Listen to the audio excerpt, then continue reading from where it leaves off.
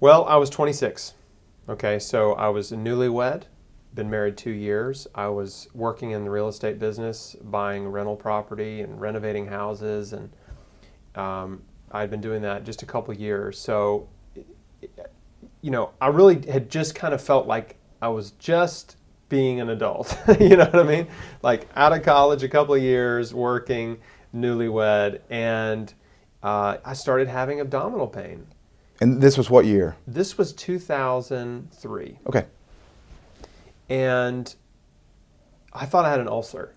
I'd never had any illness before, never had any major, the flu when I was a kid or something, but nothing major.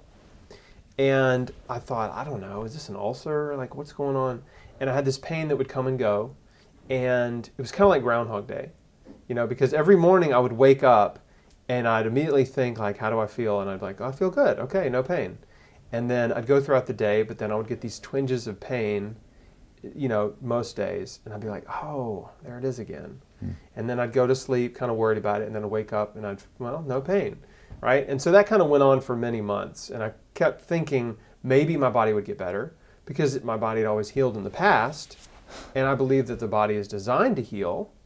And so, but the problem was I didn't make any changes in my life, right? I didn't understand cancer at the time. And so I just kept living my life the way I was living it, which was in a very unhealthy way. And this pain got worse and worse. And eventually I went to a doctor and they thought I had an ulcer and gave me some medication that didn't help.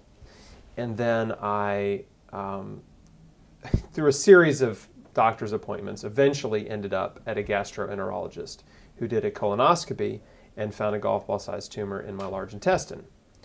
And I came out of the procedure. They had put me under, and I woke up, and I was still medicated. It was like, where am I? What's happening? Mm-hmm.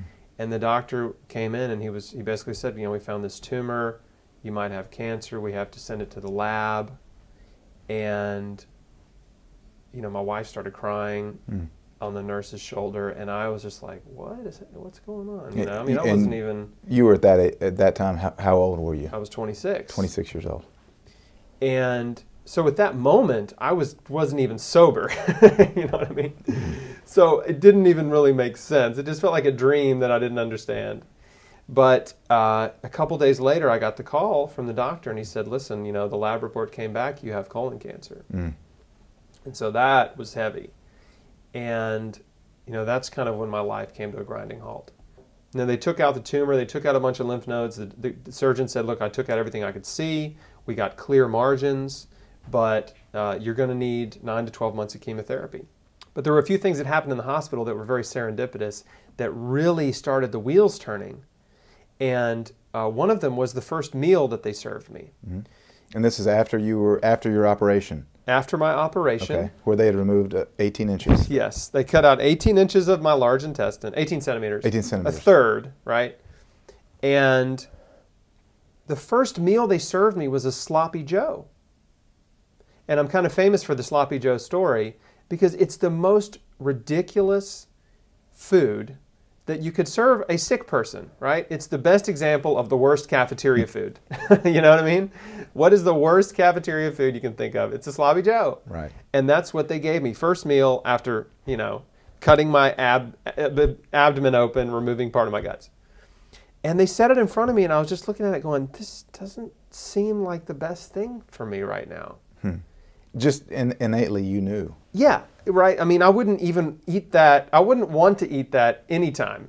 Okay, I'm never in the mood for a sloppy Joe, and so not only was I not really happy about that as a food choice, but I just thought, like, this is like a hospital. This is like full of sick people. Shouldn't we be feeding them better than this? Like, shouldn't I be eating like some applesauce or something? At that time I really didn't know anything about nutrition, but just my instincts, the red flag kind of went up.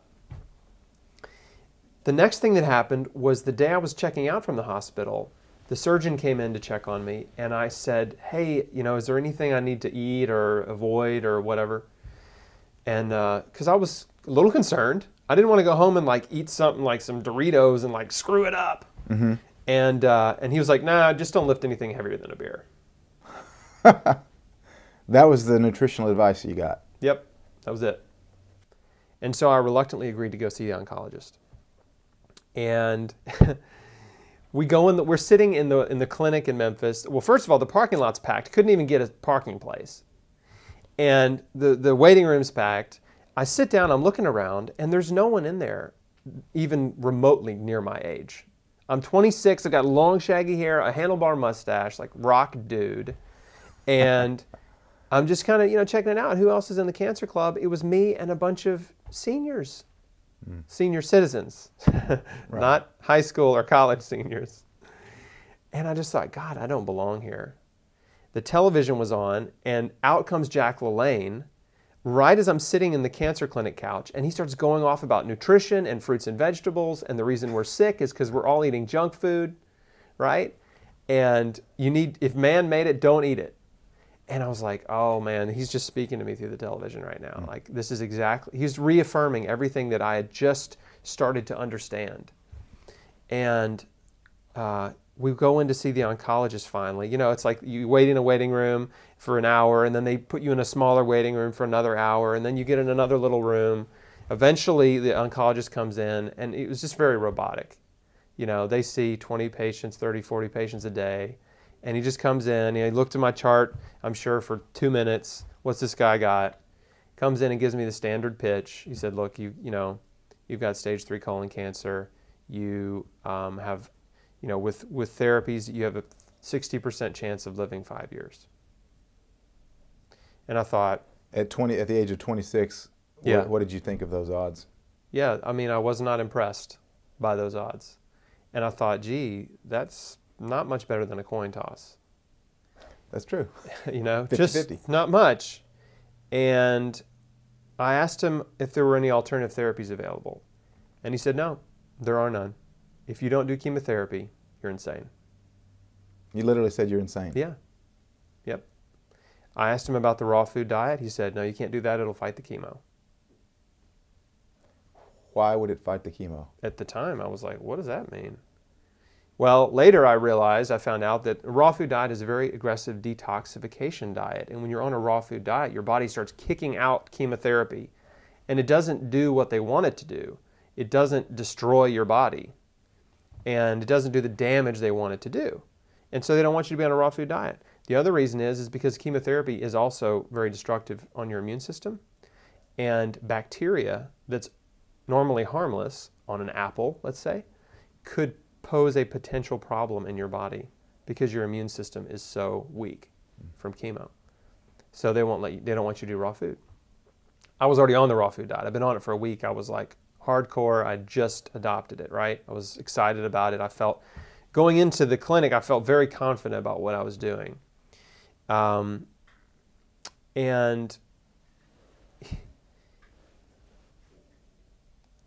everything else he's told me, everything else the oncologist said to me is really a blur, because he really scared me so bad that I kind of shut down. And I walked into the clinic confident, and I walked out terrified. And I went to the desk and I made an appointment to get a port put in to start chemotherapy. And my wife and I walked out into the parking lot, and we sat in her car and we held hands and we cried and we prayed and we were just terrified. And I believe that was on a Friday, because I had a few days before they were supposed to put this port in. I think it might have been like a Monday or Tuesday or something. And when you say a port, they're putting in a port so they don't have to inject you with chemo. They can just put it directly into the port each time. That's right. They put a port in your chest. It's basically a direct line into your arteries or whatever, your veins, arteries. So it's easier than giving you a IV. Yeah. It destroys your veins. So a port is a better way to do it, because chemotherapy is so toxic that it destroys your veins. So yeah, they just scared me so bad that I agreed to chemotherapy, even though I had originally decided not to. And But over that weekend, I kind of came to my senses again, and I thought about my life, and I thought about this book, and I thought about Jack LaLanne, and I thought about the weird stuff the oncologist said to me. One other thing he said, I forgot. He said, in sort of in the middle of his pitch, he said, look, man, he's like, look, I'm not telling you this because I need your business. And I just thought, why in the world would you say that? What does business have to do with it? Yeah. Right? And then I was, wait a minute. This is a business. This is his business. He needs patients to make money. And this is the same oncologist told you were insane if you didn't do chemo. That's right. Same guy. Okay. And it was like a Freudian slip. You know what I mean? Either that or it was the push away, which is a sales technique. And where they, you kind of give someone like, I don't really need your business. And it kind of makes them want to do business with you. You know what I mean? Yep. But I thought about everything, and I thought, you know what? Nutrition makes more sense to me. I would rather overdose on nutrition and give my body everything that it can use to repair and regenerate and detoxify and heal, and trust God to lead me in the process, than let someone who doesn't even know me at all, probably has already forgotten my name, poison me and experiment on me. With a 60% chance of living 5 years. I found out later that he was lying. What he told me was that I had a 60% chance of living 5 years. But that's the average for all cancer patients. So if you take every cancer patient, lump them in one group, and average it out, you get 60% of them make it to the 5-year mark. Doesn't mean they're cancer-free at 5 years. It just means they have a beating heart. Okay. Some of them are on life support, right? Some of them are knocking on heaven's door. They are dying. But they still are counted as a success toward 5-year survival. Well, the odds for stage 3 colon cancer, stage 3C, were about 30% make it to 5 years. And only 16% make it 10 years. Wow. So here I am, 10 years, without their therapies. Okay, so 10 years out and cancer-free. Yeah. So you decided not to do chemotherapy. That's right. So before you got the port put in, I assume. I was a no-show for the port. Okay. After that, they sent me a certified letter. They were calling my house. They were after me to try to get me to do chemotherapy. And I just was, avoiding their calls and like, leave me alone. Like, I've made up my mind. This is what I'm doing. Did you ever talk to the oncologist about the phony statistics or the incorrect statistics that he gave you? Because clearly that was not accurate. No, I never went back. Okay. And I know why he did it. He did it because he knew the truth was extremely discouraging. If he'd come in and said, look, with the therapies we have available, you've got about a 30% chance of living 5 years. I would have been out the door in 5 seconds. Right. See ya. But he told me 60% because he thought, well, maybe this will sound better. This will be more encouraging. Maybe it'll give him more hope. Right? It'll make the treatment sound more appealing. Right? 60 is way better than 30. So that's why I did it. That's why I did it. It's just basic economics. They need a steady supply of patients to make money. And, doctors aren't bad people, but they're trained. They go to med school and they have residency, and it takes 15, 20 years for a doctor to go through all the training and actually go through enough practice before they realize that everything they've been trained to do doesn't really work, and that most of their patients end up dying. And by that time, it's too late to change careers. Right. And they're making a high 6-figure income. The average oncologist makes almost $300,000 a year.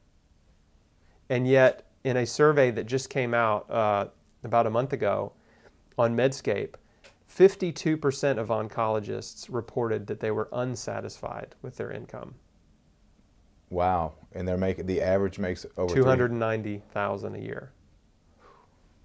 That's a lot of money. It's a lot of money to be unsatisfied But it's not about. enough, apparently. Guess it's not enough. So, from there, basically it was, I was totally trusting in God to lead me at that point, because it's like, all right, everybody thinks I'm crazy. I'm alone. I was very much alone. So once you made the decision to avoid chemo and to overdose on nutrition, as you put it, you told your family. What was their reaction like? Well, they weren't comfortable with it. They thought I was being stubborn and hard-headed and foolish. My mom was a big supporter of me. My mom's always been into health food. She's always been sort of a health junkie. And so she was a huge, huge ally for me at that time. And I love my wife. We're still married. We've been together 18 years. But she was terrified. Congratulations. Thank you. She didn't know what to do. She didn't know how to help me. And she really thought I was making a mistake, and a lot of other people did too. But I had to trust that God was leading me, that He had answered my prayer, and if so, that I could trust that that was the route that would lead me ultimately to health. So I had very little support, and I was very much alone in the beginning. But what's neat is my mom had a bunch of books about alternative cancer therapy and a bunch of books about health and stuff written by Paul Bragg and all kinds of these just great health books that she had collected over the years for no real reason. And as soon as I started reading and researching and found out about, different authors and books and health leaders and experts, and I would mention them to her, she'd say, "Oh, I have that book." And I'm like, "You've got this library of books, like for me, Yeah. There was no other reason.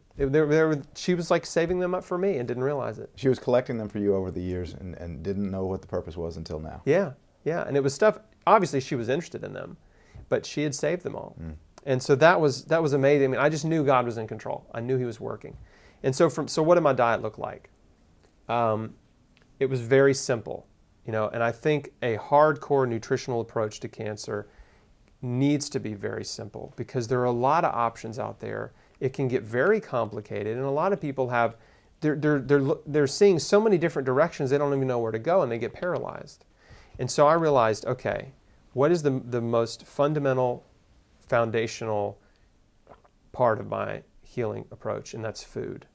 I've got to get as much nutrition in my body as I can from the earth. And so I started juicing, and I drank about 64 ounces of vegetable juice every day, mostly carrot juice. I ate giant salads full of cruciferous and allium vegetables. That's broccoli, cauliflower, kale, cabbage, onions, garlic, peppers, right? Just spinach, all that good stuff. Sounds good. Yeah, Making me just hungry. the amazing giant salad. We shared one at Jason's Deli recently. Yeah, just a giant salad full of like all this really amazing food from the earth that was put here for us. And I ate that twice a day. And then I would make fruit smoothies with a fresh coconut and berries, 2 cups of blueberries, blackberries, raspberries, strawberries. Berries are very potent anti-cancer fruits. And that was it. That was the daily diet. And it was every day, and I did that for 90 days. It was 100% raw food for 90 days. I was working with a naturopath, and he checked my blood work and my urine and my hair samples and all kinds of stuff. And he helped me modify the diet. He had me on different supplements that he thought would help boost my immune system, help deal with any parasites, or help detoxify, just sort of address those things that are common to a lot of cancer patients. Cancer is the product of a sick body. You're sick. You have cancer because you're sick, not the other way around. Right? So cancer is really the symptom. Cancer is the symptom of a sick body. And you cannot cut a tumor off or shrink a tumor or poison a tumor and expect to stay well and stay healthy because you're not addressing the real problem, you're only addressing the symptom. And it's like cutting off your nose to get rid of a cold. It doesn't solve the real underlying problem.